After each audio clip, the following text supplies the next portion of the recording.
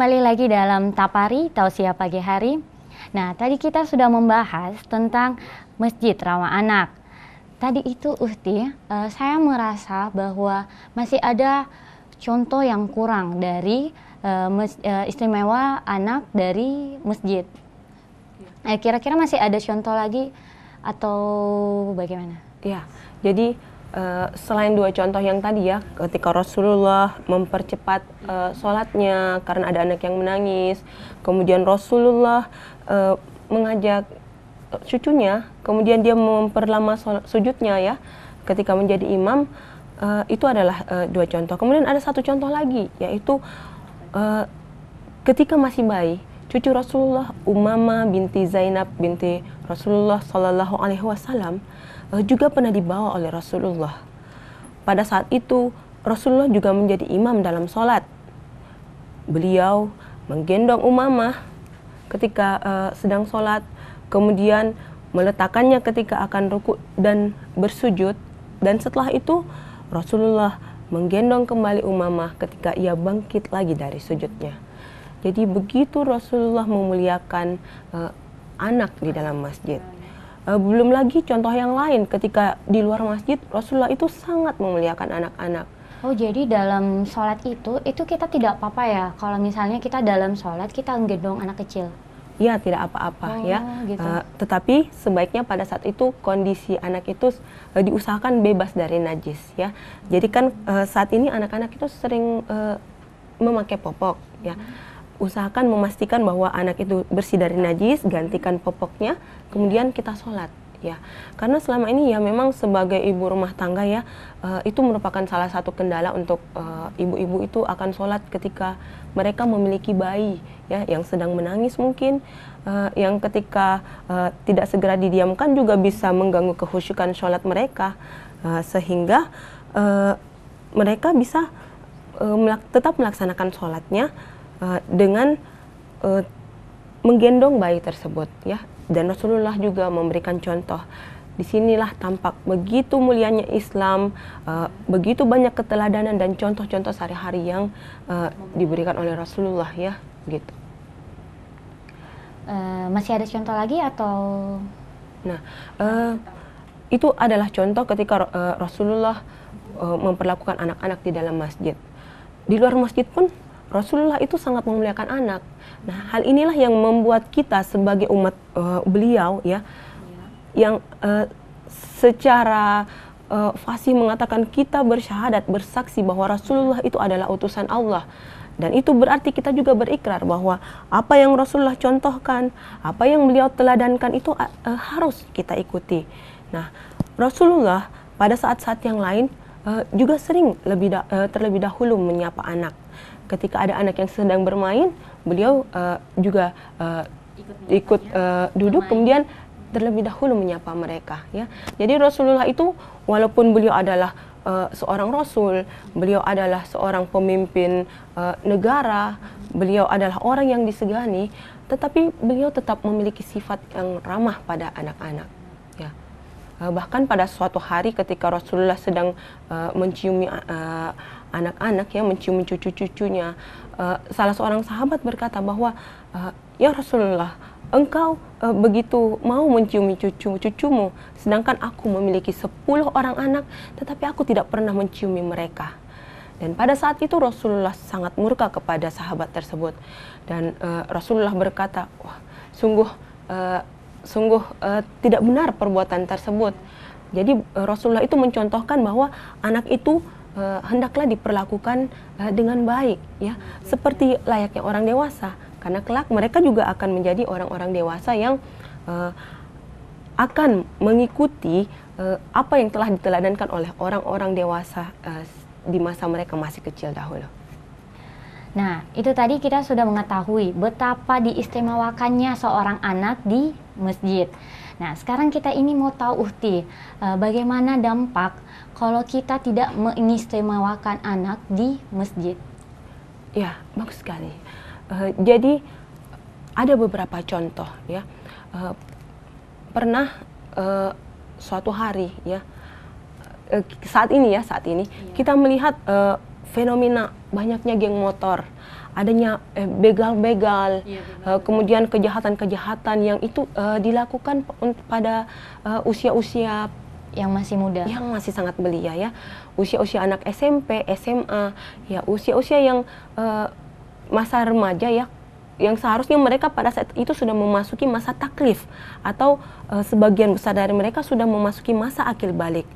Nah, dalam Islam masa akil balik ini adalah masa di mana mereka seharusnya sudah memiliki kemandirian, sudah mampu bertanggung jawab terhadap dirinya sendiri, baik secara finansial, kemudian secara emosi, secara moral, banyak sekali tanggung jawab yang menyertai mereka, termasuk juga masalah ibadah. Tetapi nah ini fenomena adanya masjid yang kurang ramah anak. Hal itu mengakibatkan anak-anak jauh dari masjid. Ada contoh seperti ini, seorang anak yang ketika di masjid itu mereka seharusnya mendapatkan tempat untuk mengenal Sang Khalik, betapa Allah itu sangat penyayang. Allah itu adalah Ar-Rahman, Allah itu adalah Ar-Rahim, Maha Pengasih. Tetapi yang mereka dapatkan di dalam masjid adalah bentakan-bentakan, wajah-wajah sangar dari jamaah masjid yang lain, kemudian dari pengurus-pengurus masjid, bahkan dari guru-guru yang seharusnya mengajarkan mereka tentang etika, tentang akhlak dan pendidikan agama selain baca tulis Al-Quran atau Iqra di dalam masjid.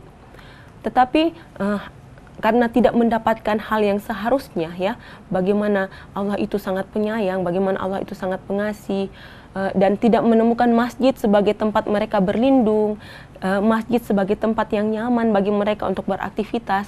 Akhirnya anak-anak itu mencari tempat atau komunitas yang membuat mereka merasa nyaman.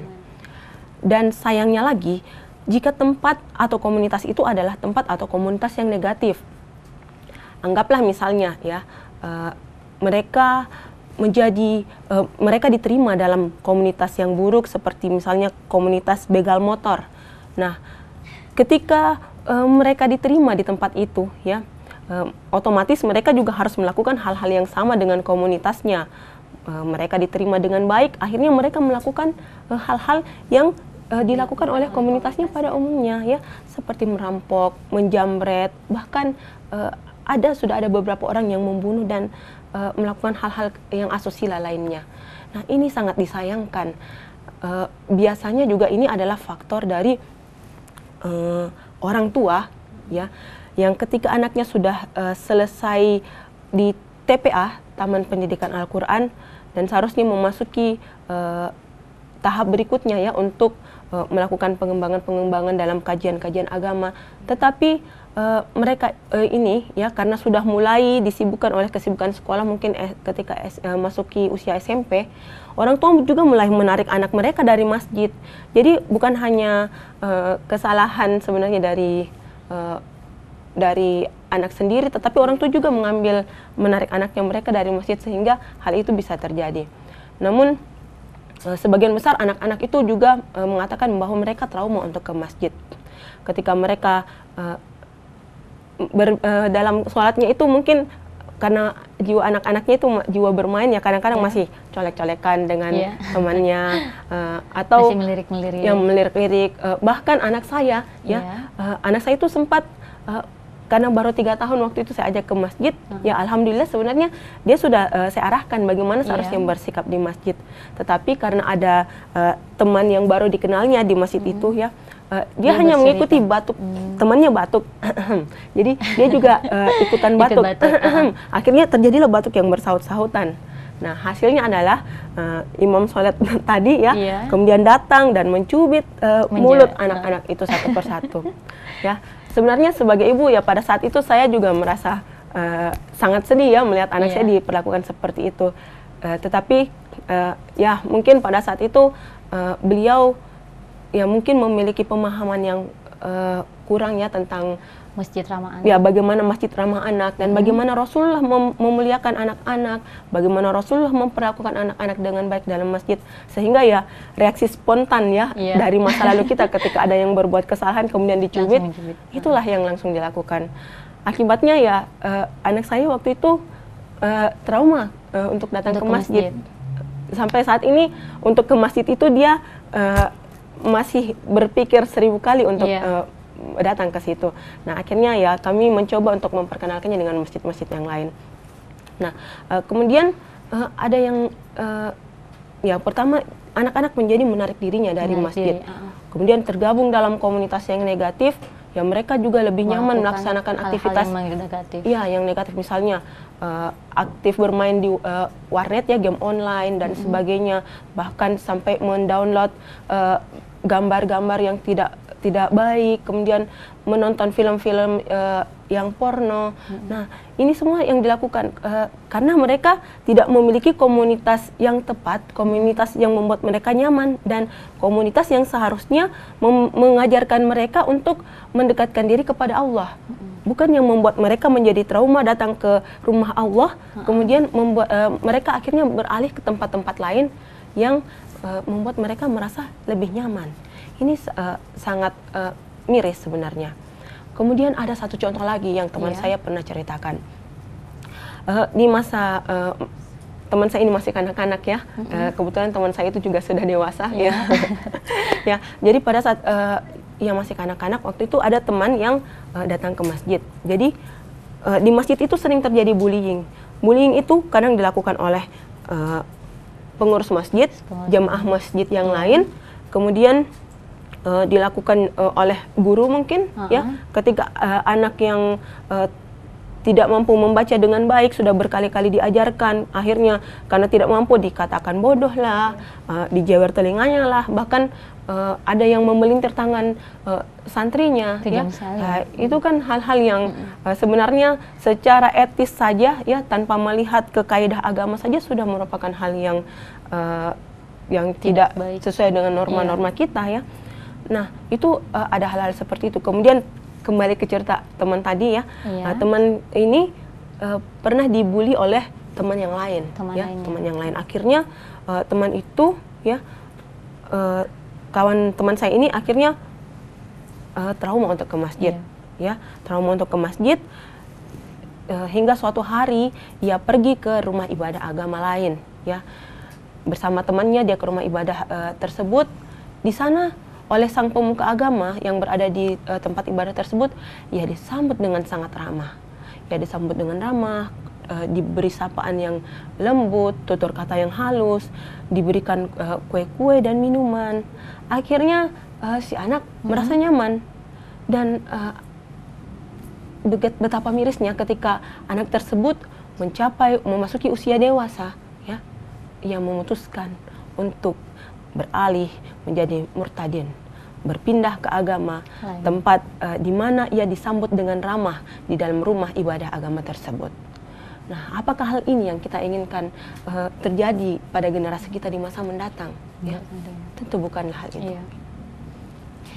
Jadi seharusnya setiap masjid itu mempunyai suatu komunitas yang disebut kayak remaja masjid ya. Supaya anak-anak lebih tertarik datang ke masjid dan melakukan hal-hal yang positif. Bagaimana menurut Ukti? Ya, benar sekali. Ada satu contoh ya, masjid di Yogyakarta. Kebetulan saya dan beberapa kawan itu pernah melakukan diskusi dengan pengurus masjid Jogokarian di Yogyakarta. Masjid itu benar-benar memperbaiki, melakukan pengelolaan masjid, ya, melakukan pengelolaan masjid dengan baik, sehingga mulai dari anak-anak hingga orang yang paling dewasa sekalipun ya, itu memiliki organisasi masing-masing ya. Seperti remaja masjid atau ya, mulai dari organisasi anak-anaknya, kemudian ada remaja masjid. Remaja masjid kan biasanya usia SMP, SMA, dan SMA. Mungkin ada juga yang kuliahan. Kemudian mereka juga membuat organisasi untuk kumpulan ibu-ibu dan ayah-ayah yang masih muda ya, ayah-ayah muda. Ya, jadi setiap segmen atau kalangan ini memiliki organisasi di dalam masjid, sehingga mereka merasa nyaman untuk beraktivitas di dalam masjid. Nah, saya kira ini adalah salah satu contoh yang baik mungkin untuk diterapkan di masjid-masjid lain ya, termasuk di Kota Makassar tercinta ini. Jadi kita harus bagaimana pentingnya mengistimewakan seorang anak di masjid supaya mereka terhindar dari perbuatan-perbuatan tercela dari komunitas lain atau di tempat ibadah yang lainnya untuk mengundang dia untuk berpindah agama ya. Ya, betul sekali. Jadi masjid itu ya hendaknya menjadi tempat yang paling nyaman bagi anak-anak, tempat yang paling mampu membuat mereka merasa dekat kepada Allah ya. Dan banyak sekali ide-ide kreatif ya yang mungkin bisa dieksplor dari teman-teman kita yang remaja masjid. Yang penting di sini ya sekali lagi antara pengelola masjid dengan remaja masjid itu memang benar-benar terjalin hubungan yang harmonis, sehingga hubungan yang harmonis ini bisa membuat mereka bisa lebih kreatif lagi dalam pengelolaan masjid. Jadi anak-anak ini ya bisa terkelola dengan baik ya. Gitu. Jadi hal-hal itu perlu, karena ketidakharmonisan antara pengurus masjid dan remaja masjid ya, antara generasi yang lebih dewasa dengan generasi yang lebih muda itu, nah ini kadang ada gap ya, dan itu menjadi rahasia, bukan menjadi rahasia lagi ya, tetapi sudah menjadi rahasia umum. Banyak sekali teman-teman remaja masjid yang mengeluhkan mereka kurang mampu bereksplorasi di masjid karena adanya kelas seperti itu. Nah, makin kesini makin menarik pembahasan tema pada hari ini, yaitu keramahan masjid pada anak. Tapi sebelum melanjutkan pembahasannya lagi, mari kita saksikan pesan-pesan berikut ini.